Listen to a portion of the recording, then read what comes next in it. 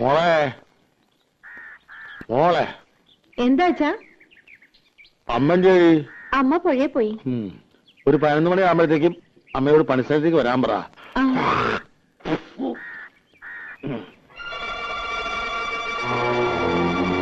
വാ കേറിയിരിക്ക. എവിടെ നിങ്ങളുടെ മരുമോൻ?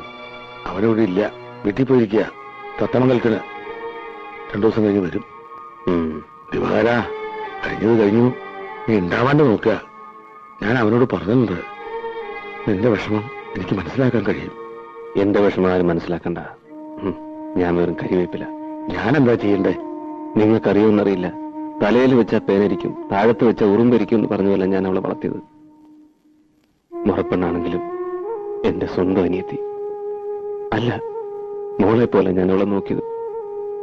ഓർമ്മയിൽ പോലും ഒരാണിന്റെ കണ്ണോടെ കണ്ടിട്ടില്ല. അതായിരിക്കും എന്റെ തെറ്റ്. അത് പോട്ടെ. കല്യാണം കഴിയുമ്പോ ഇതൊക്കെ അങ്ങോട്ട് മറക്കൂടാ.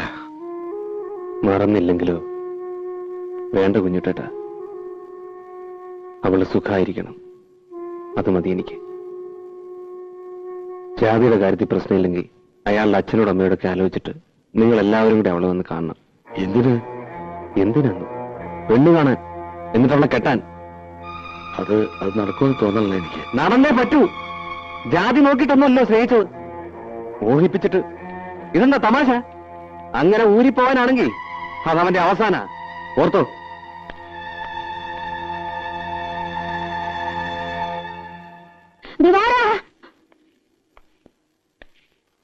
എടാ, രാവിലെ കണ്ടോ നീ?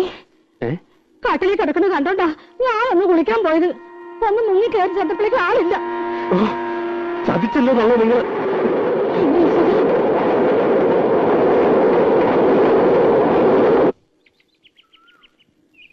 ഇത്തിരി കട്ടൻ ചായ തരാൻ പറഞ്ഞിട്ട്. പഞ്ചസാരയില്ല, വാങ്ങാൻ വിട്ടിട്ടുണ്ട്. ഏട്ടനെ കാണാൻ ഒരു പെണ്ണ് വന്നിരിക്കണ. പെണ്ണോ?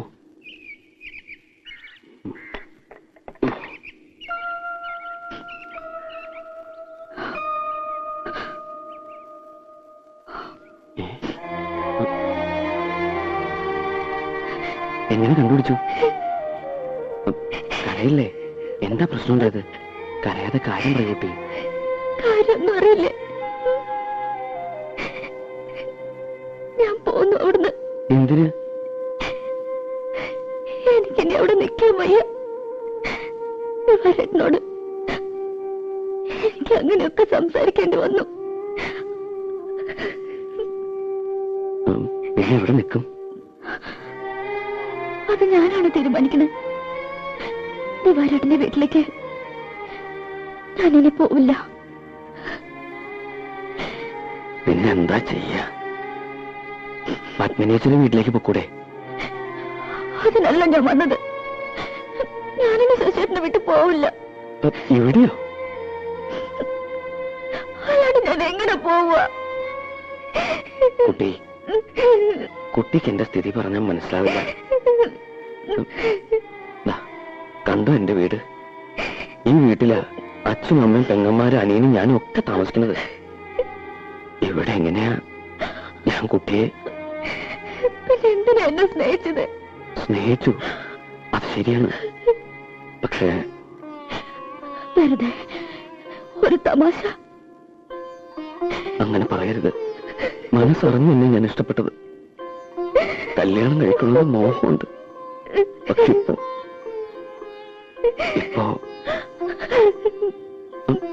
ഇപ്പൊ എനിക്ക് വയ്യ.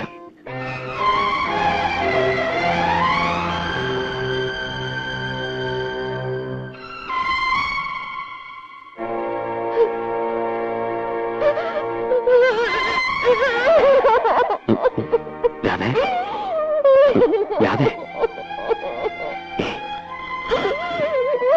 കുട്ടി എന്താ ഇത്?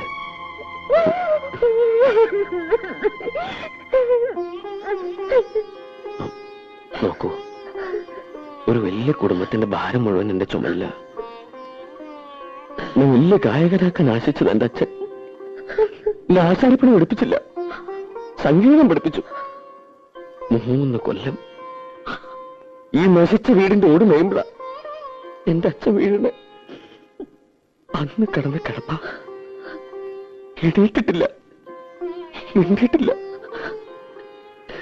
അമ്മ, പെങ്ങന്മാര്, അനിയൻ, സംഗീതം മതിയോ? കഞ്ഞിവെള്ളമെങ്കിലും കൊടുക്കണ്ടേ? അതിനാ ഞാൻ ഉളിയെടുത്തത്. ഞാൻ ആരോടൊന്നും പറയാറില്ല. ഞാൻ എന്താ ചെയ്യണ്ടേ? കുട്ടി എനിക്ക് നഷ്ടപ്പെടാൻ വിഷമമാണ്. കാത്തിരിക്കണം. എവിടെ എവിടെ കാത്തിരിക്കും?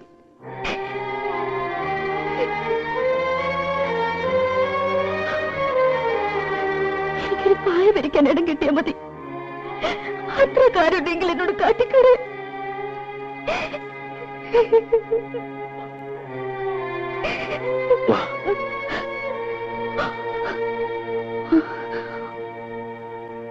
നോക്ക്, എന്റെ അച്ഛൻ, അമ്മ, പെങ്ങന്മാര്, ഒരു മുറിയുണ്ട്. ഇതിനിടയിൽ ഞാൻ എവിടെയാ കുട്ടിക്ക് ഒരു പായ വിരിച്ചു തരാം?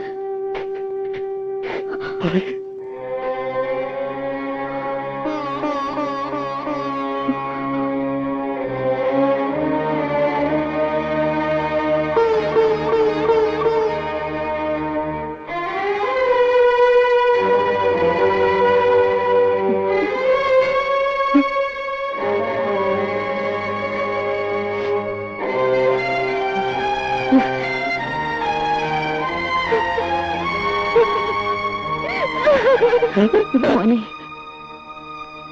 ആ കുട്ടി പോയി രക്ഷപ്പെട്ടോട്ടടാ. പാവം. അവള് എന്റെ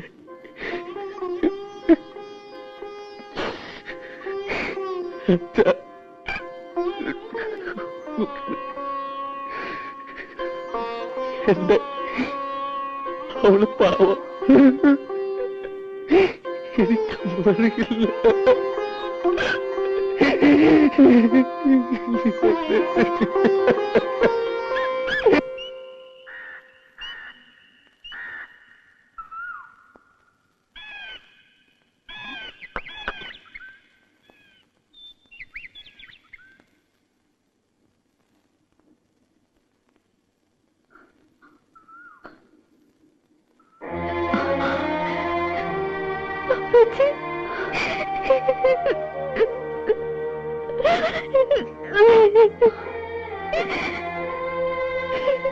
ഞാൻ അറിഞ്ഞ കാര്യങ്ങളൊക്കെ നീ ചെയ്തത് ഭയങ്കര ക്രൂരതയാണ്. ഇത്ര വിവരമില്ലാത്തവളായി പോയല്ലോ നീ. ഞാനിവിടെ എവിടെയെങ്കിലും ഒതുങ്ങി കഴിഞ്ഞോളാം. ഉപേക്ഷിക്കരുത്. അത് അപ്പേച്ചയ്ക്ക് 2 മക്കളുണ്ട്. അവരുടെ ജീവിതമെങ്കിലും ഓർക്കണം. നീ അപ്പേച്ചോട് ക്ഷമിക്കണം.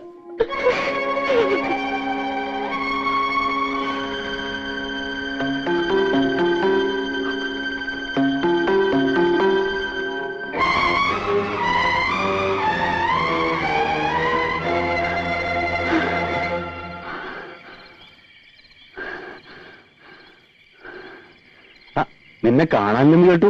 ദിവാകരൻ അന്വേഷണം നടക്കുന്നുണ്ട്.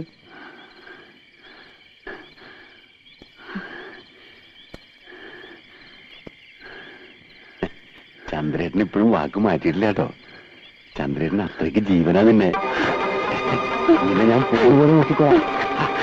എന്തരാക്കിയത്? ഞാനും വിടില്ല. എന്നെ കഴിഞ്ഞ് ഇനി രക്ഷപ്പെടാൻ ഞാൻ സമ്മതിക്കാം.